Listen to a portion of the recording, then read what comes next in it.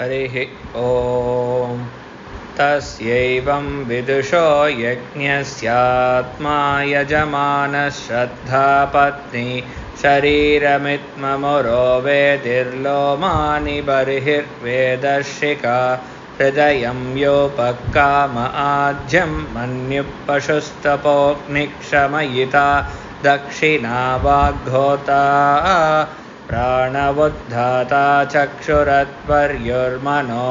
ब्रह्मा श्रोत्रमग्निध्यावद्रियते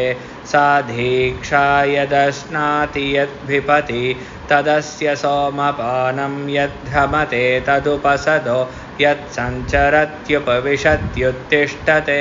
च स प्रवर्ग्यो यन्मुखं तदाहवनीयो यदस्य विज्ञानं तज्जुहोति यत्सायं प्रातरति तत्समिदो यत्सायं प्रातर्मध्यन्दिनं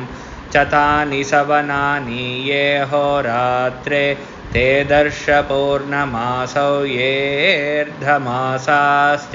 मासाश्च ते चातुर्मास्यानि यऋतवस्ते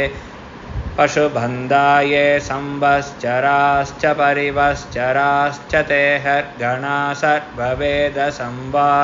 एतत्सत्रं यन्मरणं तदवभृतये तद्वै जरामर्त्यमग्निहोत्रगुं य एवं विद्वानुदगयने प्रमीयते देवानामेव महिमानं गत्वादित्यस्य सायुज्यं गच्छत्यतयो दक्षिणे प्रमीयते पितॄणामेव महिमानं गत्वा चन्द्रमसः सायुज्यं गच्छत्येतो वै सूर्या चन्द्रमसोर्महिमानोर्ब्राह्मणो विद्वान् न विजयति तस्मात् ब्रह्मणो महिमानमाप्नोति तस्मात् ब्रह्मणो महिमानमित्युपनिषत् हरिः ॐ।